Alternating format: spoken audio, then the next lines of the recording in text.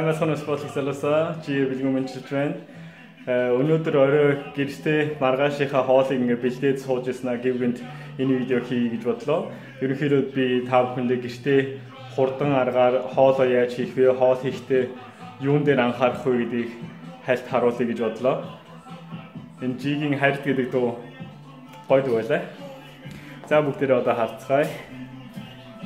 Өнөөдрийн миний хийх гэж байгаа хоол бол ерөнхийдөө өнөөдрийн миний хийх гэж байгаа хоол бол ерөнхийдөө үхрийн татсан хар махаар нийтдээ 400 г үхрийн татсан хар мах байгаа. Тэгээд би ойртоо жоохон ялгарл хийж байгаа болохоор нүүрс усныхаа хэмжээг жоохон багасгасан байгаа. Тэгээ маргаашийнхаа хоолыг хийхдээ нийтдээ 100 г будаа оруулж байгаа хуурайгаараа. Тэгээд брокколи энэ болохоор хөлдөөсөн ч байж болно, эсвэл бас хөтөөгөө яг шинээр аваад хэрэглүүл бас их зүгээр. Тэгээд нэг ширхэг сонгон хийсэн байгаа. Ерөнхийдөө болохоор би энэ хоолыг хийхдээ энэ болохоор маргааш би өдөр 12 цагаас энэ хоолноос идэнэ.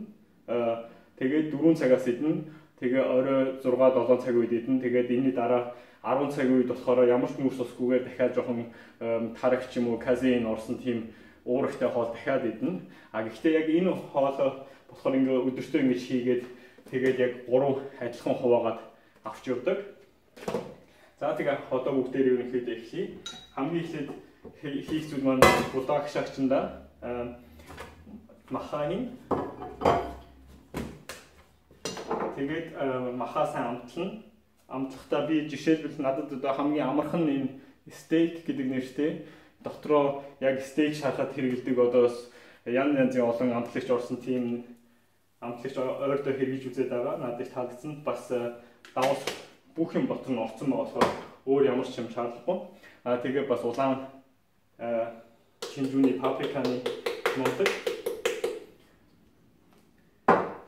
Одоо бүгдээ хийх юм болохоор хэрчсэн сонгоно ээжигээ.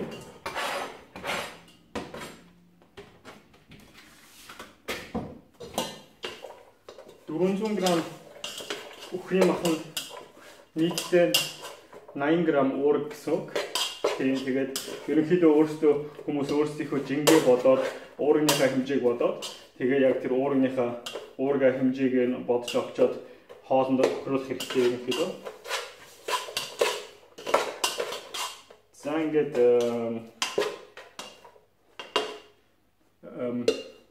энэ бол ингээд бэлэн боллоо. Одоо нэг стакан ус хий. Нэг стакан ус.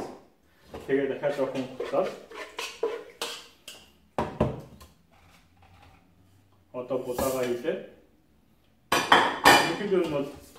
Ерөнхийдөө будаатай уургах гэсэн үг. Гэхдээ хамгийн гол нь өөрсдөө ингэж хийснээрээ яг макро буюу одоо хэдэн грамм уурагтай, хэдэн грамм нүүрс устай, хэдэн грамм өөхтөөс орсон гэдгийг өөрсдөө яг нэг хянаад явахаар ерөнхийдөө бэлтгэл хийж хахад өөрийнхөө жингээ тохирсон юм идээд зөв хоолоо идээд явна гэсэн үг.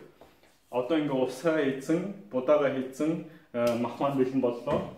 Тэгээд би энд бол ерөнхийдөө 80 г уураг байгаа дорхой. Тийм болохоор одоо бас өндөгнөөсөө уураг авах хэрэгтэй. Өндөгнөөсөө уураг авахдаа би 2 бүтэн өндгийг өндөгний шаранда тослог ихтэй байдаг болохоор би 2-ыг авдаг. Тос нь бас мэдээж биеийн цан. Гэхдээ хүмүүс өөрсдөө яг хэдэн грамм тос идэх хэрэгтэй байгаагаа бас бодож идэх хэрэгтэй. Тийм болохоор нийтдээ би одоо 6 өндөг ашиглана. 6 өндөгнийх нь 2-ыг бүтнээр нь тэгээд үлдсэн 4-өөс нь болохоор зөвхөн өндөгний цагааныг хийнэ.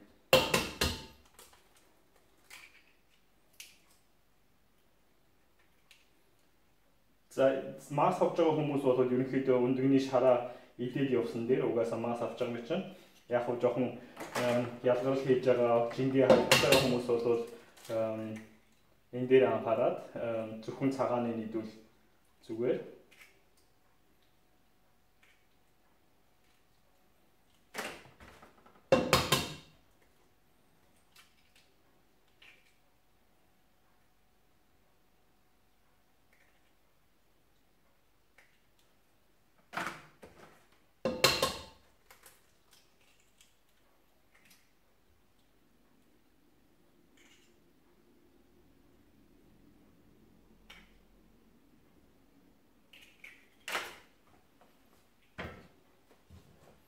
За энийг одоо дахиад сайжруулах нь.